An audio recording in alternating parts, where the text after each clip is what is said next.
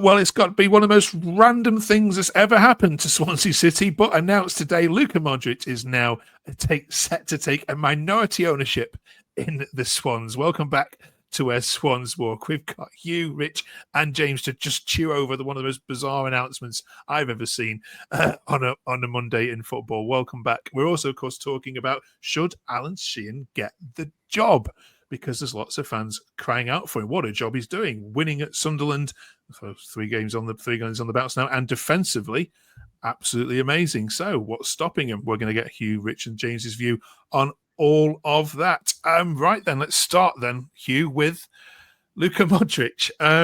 Explain. I wish I could, Mark, to be honest, but I can't. I just think, what a day. Listen, he's not going to be bringing massive amounts of financial investment, but what he is going to bring is connections, media, sponsorships, spotlight. He's going to bring it all. Croatian wonder kids. We're going to have the next Nico Kranjčar coming through. What a boy!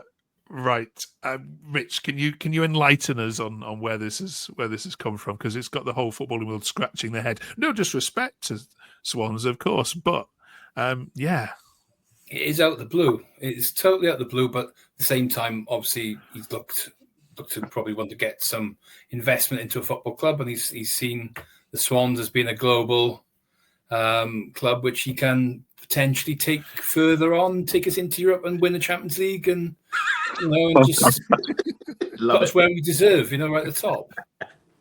He just likes that. You play in Real Madrid colours nearly anyway, don't you? So he's probably with the colours. James, did this knock you for six when you heard this as well, or were you any rumblings at all? No, I didn't hear anything, to be honest. Yeah, I had to check that it wasn't April Fool's Day in case I, just slipped back a couple of weeks.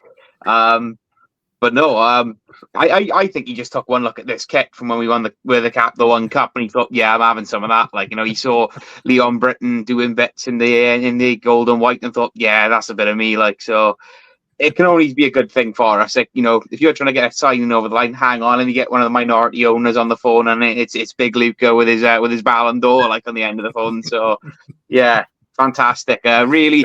And also, as Paul Abbandonato said, it's an iconic club, isn't it? It's an iconic club. Absolutely. I've got to love the Swans. There's so many funny memes and tweets that I saw Swans fans. This was my favourite. Ryan says the next fans forum is going to be an absolute cracker. I was like, any chance we can get the Carling down a few quid or two? We don't know. I don't know exactly how much minority stake is, but from where we were, Hugh, at the start of the season, talking about ownership to where we are now, does it feel like the club is alive again in more ways than one? Yeah, it does. I don't want to be negative, because I've been in this position before when I thought we're back and things are on the up, and then it's got worse again. But yeah, it's difficult not to get excited at this point. I think we've got a few people out who needed to go. We've got some great people in the club again, and I think Luka Modric is just bringing the fun factor and the excitement back, and I can't wait to get down the stadium on Friday. Okay. If only, Rich, the season was another 8 games long, because the way that Swansea are going at the moment, you are the form team, and nobody wants to play you. When we've talked to all the teams that got less to play you and said, "Oh, Swansea on the beach," are like, no, they're not. They are the least team on the beach at the moment. You've been enjoying football again? Yeah, and I think the manager is a big part of this. The boys want to play for him, and like I said a few weeks ago, tactical masterclass. Every game is different. He approaches every game differently. His methodical methods just are fantastic. The way he approached the Leeds game, and now Sunderland on the weekend. Sunderland, you look back at the difference. They were the best team that had been down here all season. They wiped the floor with us when they played, and we just kind of clapped our hands, played it as our own game. Now we've gone up there and we stifled them, and we've just completely robbed them 3 points. It was a fantastic game.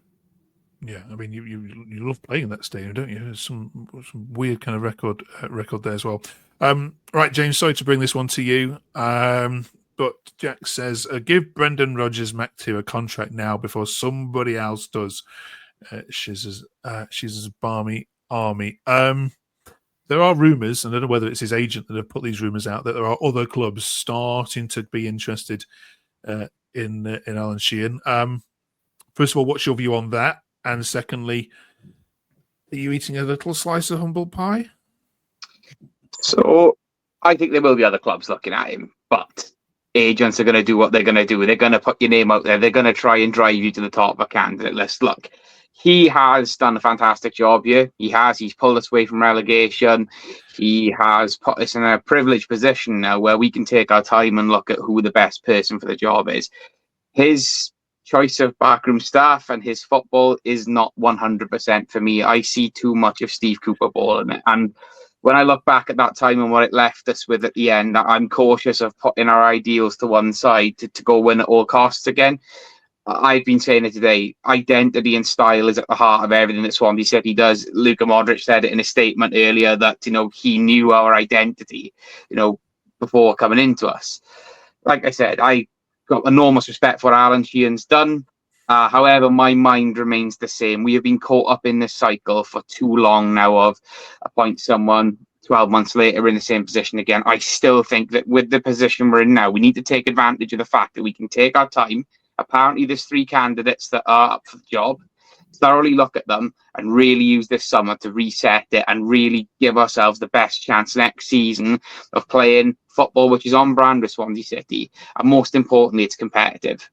Like I said, that's my opinion. Other people will have different opinions, but I'd like us to go back to an appointment that's very much like Graham Potter. And I really think that we've got the time and the luxury of making that right appointment this year. But I'm going to stick. This is the hill I'm willing to die on. I still think we have to have a reset in the summer. No, I'd love difference of opinions. I think most of Twitter would be against that, James. But it's good that you're sticking by your principles. We've just seen things like realistically, he's got to get it now, Hugh. It's also said on there. It says, "I like the guy. His interviews are refreshing. He knows how to adapt the team to the types of games we face, unlike previous managers who were stubborn and reluctant to change their style. The players love him. I say, give the man a chance." Hugh? I'm 50-50. You can't say he doesn't deserve it. I think he deserves it. He's done an amazing job. He's completely turned us around. We've got, 17 points or something stupid since he's taken over? We probably would have had 2 or 3 maximum with Luke. I agree with some of the stuff James has said. I think if we rush into it and appoint him and it goes wrong, we'll look stupid. Look at Cardiff and Rizza.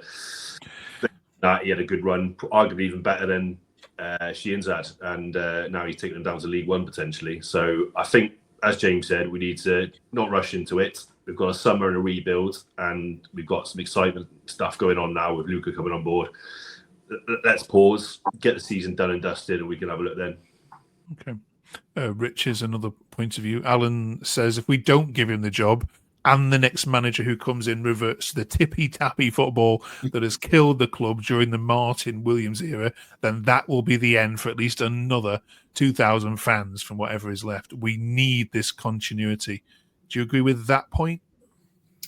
Well, I'm open to see what happens, but it's a case of, is Luka Modric part of something bigger? Are we going to end up having Slaven Bilic or something? No, you don't know, but there could be more to that. But there could be a few names in the background already been discussed.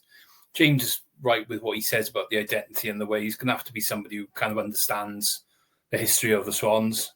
One thing I will say about Alan Sheehan is he does respect the philosophy, and he does look to play the right way when it's right to do that. He's away from home. We've struggled all season. We know we can't play that way. We haven't got the players to do it. What would happen if we had some better players? Would he look to play that more attacking sort of style? So you've got to give the guy a chance, I think. But if there's somebody they want to go for, perhaps just go for it. Okay. There's the final one on this one, James. It says, I'm falling back in love with this team. Everyone gives it everything. Heads on up, not down. Everyone is improved under Sheehan. Keep it up. Strong finish to the season. YJP. Is he right there? Has every player improved?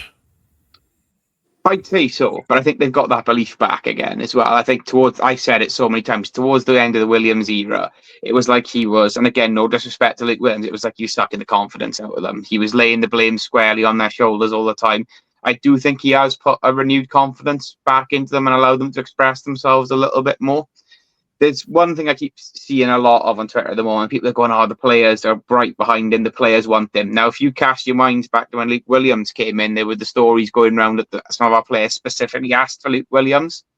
I would be very, very careful just going on what the players want. Again, like I said before, let's do our homework. Let's really take this opportunity now to assess what's in front of us and make the best decision. No more knee-jerk decisions where we've got one candidate in the frame and that's it. Let's really look at what's the best for the club going forward that's in keeping with our ethos as well. Okay. Harry Darling doesn't tweet much, but he tweeted this weekend, Hugh, which was sent lots of fans kind of into excitement. Following that tweet, Swansea said to do the right thing, Harry. Ali says, let me give you some instructions. Get yourself a pen, go see the board. As soon as you give you some paper, put your signature on it and stay with us, please. Do you think the recent resurgences means we're more likely to get his signature, Hugh, or do you think he's gone already? Again, I'm not sure on this one. We should be chucking everything we can to keep him. I think he's an unbelievable player. He's been superb for us over the last few years, and he's a massive part of the defensive effort that we've had. Several clean sheets recently. I think it would be foolish to let him go, but I also don't blame him if other clubs are sniffing around and there's more money on the table. It's football at the end of the day, isn't it? But yeah, we've got to keep him. Okay. Right.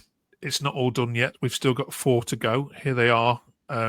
Rich, and whilst you've got nothing to play for yourselves, you are going to be the kingmakers of who goes down, and potentially if Millwall get in the playoffs as well. 2 at home, 2 away. Hull visiting this Friday, which is really a must-win for them. They're pretty good on the road, though, Hull. They're terrible at the MKM. And then, of course, a trip to QPR, which is a dead rubber in terms of league positions. Millwall away, and then finishing, of course, to Oxford, who hopefully won't need that game to stay up. What do you want to see, Rich, from these final 4 in terms of anything new, any youngsters being played? What would you expect? Well, I think the performance, you want the performance levels, but yeah, maybe a couple of youngsters to get in, but it's a really young squad as it is, so it's getting just to finish as high as we can up in the table now. Got top half finish would be brilliant for us, I think, after the season we've had. I can see those 4 games. I think we'll wipe the floor with Hull, I'm afraid, on Friday. They probably hit them at the right time, and they won't be one of the players. Millwall, I absolutely despise going to Millwall. QPR's not much better either. Those 2 sides can, if there was a chance of getting rid of 2 sides, you could get rid of them now. And Oxford are probably a nice lunchtime game. I think that'll just be an entertaining one. Both sides will be safe. Couple of goals. Okay, James, is there anything you want to see from these final 4? Really, for us to put on a show on Friday. Really, there's a lot of renewed positivity and vigour around the club at the moment. So hopefully, capitalise on that. Give the fans something to get behind. We've got reduced ticket prices there, so the best time to really get to really show the fans what they're missing out on. Millwall away. I like Rich. I hate going there. Oh my God, it's just such a hostile place to go. I'll take a draw there. QPR away, I'll take a win there. And yeah, can we just batter Oxford on the last day of the season? I'm still not over that FA Cup exit with John Joe Shelby losing his head at the end of the game. So yeah, can we stick 3 on them on the last day? Okay. Right. We didn't record last week because of illness, so we haven't had a chance to congratulate you on the Leeds results, of course, as well. Our Burnley and Sheffield United fans want you to pass on their thanks thanks as well, because it created. I don't know if you saw the fallout from that Leeds Swansea game on Twitter, but it had like 1,000 replies and something like 230 retweets. It was the largest one apparently. Lots of it playing Leeds falling apart again. So thank you, Swansea. I think we need to say for keeping the title race alive. We're going to ask you for your player of the season for Swansea in a minute, but we want to ask you for your player of the season for the Championship first. So this is the one player that you've been most impressed with, not in a Swansea shirt, that's played the .com or away from home. Hugh, which player have you looked at and gone, yeah, I wish they were playing for us? You'd have to go with fellow Welshman and Dan James for me. I think he's been superb. He's had a lot of criticism over the last few years in his career. As much as I hate Leeds, I think he's been superb for them. And I just love the lad. And it's great to see him in form. It's great for Wales. So DJ for me. Okay. Rich? It's a tricky one this year because there hasn't been. Usually I go straight away and pick a couple out. But it's been one of those where it's a little solidarity maybe in some of the sides being a bit more the focus, not so much the big scorers, but you've got to look at Leeds being the team. If you go in Dan James, I'll probably maybe go with someone like Rodon, perhaps at the back, solid player. Yeah, okay. James, who's impressed you the most that you've seen live or watching Swansea? I think the one for me would be from, again, Leeds player. It's going to be a bit boring, yeah, but Ao Tanaka, for me, he just looks like he's absolutely everywhere. He's the closest player I've seen that reminds me of Franco playing for another side. The bloke plays like he's got 3 lungs. He's incredible. Really impressed with him every time I watched him play. Before we move on from Leeds, I mean, you've given Leeds probably the best 2 games of any side this season, both when they visited you and there. Does that give you kind of hope that you know the best side in the league hasn't torn you apart and actually you've gone toe to toe with them? Yeah, I think so. I think that's something that the Swans do all the time. We regularly over the years, perhaps not so much last season in the Championship, but we did tend to go up against the bigger teams and try to give them a game and try to match them. And then we tend to sort of fall off against the small, the underdog sides. It doesn't make me think we're too far away. I still think there is quite a big gulf in quality man for man.